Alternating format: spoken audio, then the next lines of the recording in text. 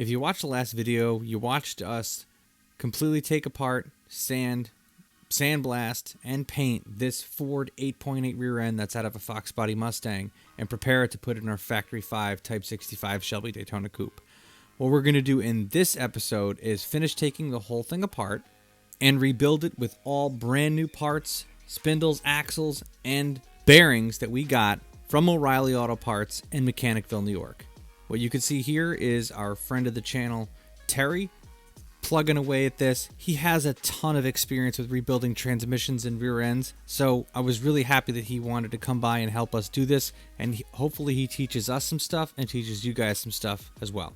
Say this ring gear in here should have some markings on it. I'm not seeing them on the outside here somewhere on the gear ratio, so it might actually be stamped on the back, so we'll actually have to wait to get it out to see.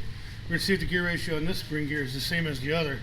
Might be something we can salvage. You have a secondary ring gear all set up and ready to go.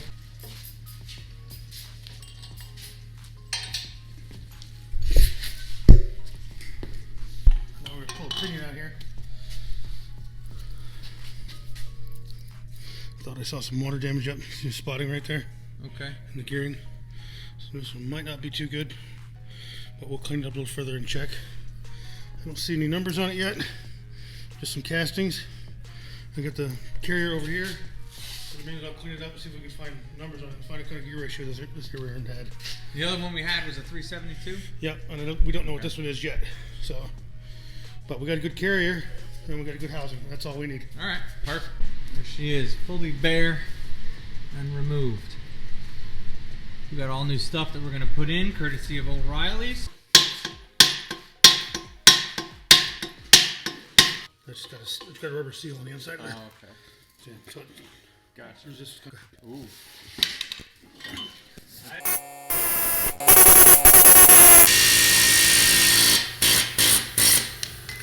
Right. So you think the smaller one is a 372? The small one is a 372 because it matches up to the old housing from the original car. This one we just took out is a much bigger diameter pinion, which tells me the gear ratio is going to be totally different.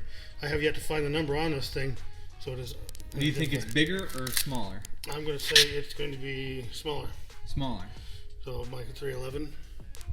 You know, I might want that. I don't know. All right, so we put our pinion in here.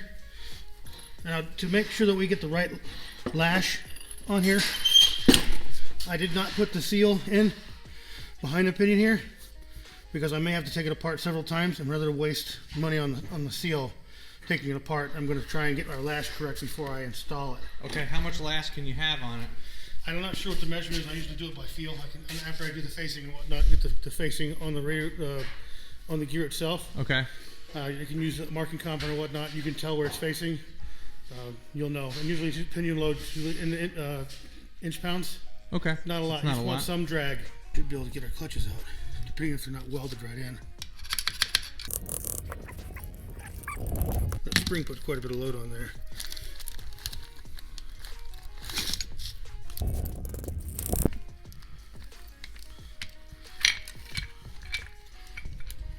There's our spider gears.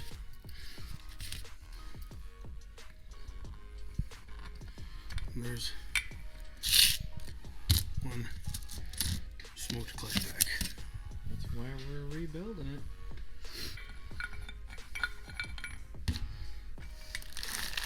If I remember correctly, this side was the bent axle. See, those are almost welded together there. Wow.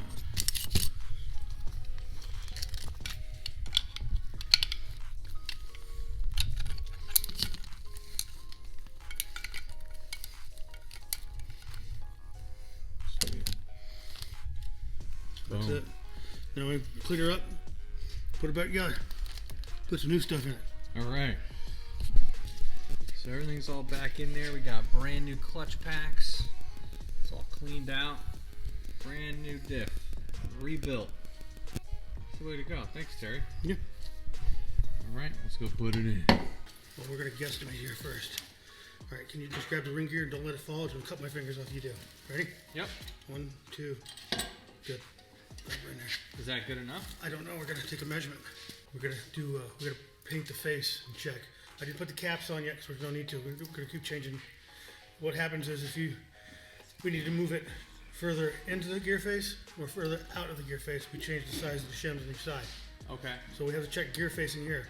Now, the easiest way to do that is with marking compound, but since we don't have any, we can use some grease. Okay. So we have our spaces on each side. Got a little bit of lash there. Feels about right. But now we got to adjust here and here to get our gear face either further away or closer to the pinion. So we have to use marking compound or something to see where our teeth are mashing On into the other gear side, face. you mean? Yeah. Okay. We'll take a little bit of this red grease here. I'm going to mash it in these teeth. Okay. The reason I'm going to do this is I'm going to try and see what my facing looks like. Yeah, it looks good. Don't need a lot. Now you're going to rotate it, right? Yep, and we'll see what our facing looks like. Now, you see it's clumped up in there, which is fine. It's going to mash it down to a point where I can see where the gear is facing, whether it's on the outside of the gear or the inside of the gear, too deep or too shallow. Gotcha. So we're just going to rotate it around. Hit our grease. Now I can just go around a few times here. Alright, so I get a little bit facing here.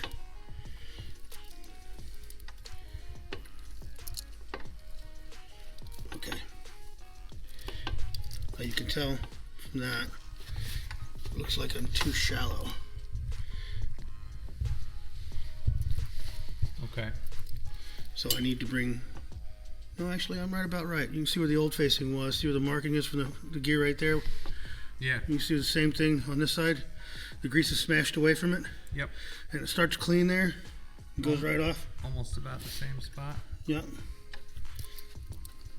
We can do one more time and see what we get. Just a little bit of grease ain't gonna hurt nothing. Yeah, I think we're good. Get that over there. Alright. 373s. Alright, so we got the caps on. Yep, the caps on, our lashes set. We got preload on the pinion. We're ready for right now to just batten up the hatch, so to speak. And we can put it back in the back of the car. We have to replace the axle bearings. We don't have the tool to pull them at this moment, so we're going to stick the differential in the car as is. We can do the differential, those bearings in the vehicle. But we can cap her off for now. Say goodnight. We'll make it pretty after we get it installed. Put the chrome cap on when we're done with it. Yeah, and put the oil and all that in there. Alright. Alright, after double checking which side is what side, driver's side, passenger side, these are actually where the shocks are going to go. This bolt's on. You got to hog out this a ½ inch to put these on. And then these are where the lower control arms will mount. And then we're going to go ahead and put it in just to get it in, and then we'll finish it out after it's all in. It's easier to do it in the car. So we got a lot done today, but we hit a snag here. The bushings, I got to get a bearing press for it. I have it at my house so we could be able to get those on properly because I just didn't want to go in. Once those are in, we already have the control arms. We should be able to put them all in. And then in the front, I had an issue here. I'll have to just check with Factory 5. I had one steering rack extension. They actually moved this pivot point out to allow you, so this doesn't hit when you're steering. I don't know if I need one or I might need two, so I'll have to call Factory 5 on that. Right now the toe's all out of whack, but I do have the rack on, and then we just got to find the steering wheel boss to put the steering wheel on, and we'll actually, once we have that in, I have the brakes and hubs and everything for that. Once we do that, we'll have everything ready to actually wheel the car around, and then we can get started on the drivetrain, which I'm really excited about. We were able to get a lot done today thanks to Terry and his wealth of knowledge that he has from working on all different types of projects over the years. Hopefully some of the tips and tricks that he gave us while he was rebuilding our rear end could be helpful to you guys with your project, especially if you're doing an 8.8 like we are, whether you're putting it back in a Fox body or you're building a Shelby Daytona Coupe or even a Factory 5 Roadster. So hopefully the information was helpful to you. And you'll see more of Terry as we work more on this car and while we finish my dad's truck. So I just want to thank you again for coming by and helping out. And special thanks to O'Reilly Auto Parts in Mechanicville, New York. We've been able to get a bunch of parts for this car and a bunch of parts for our other projects there. So make sure you check those out. In the meantime, if you can't wait until next week for another video that we have, check out these videos that we already have ready to go.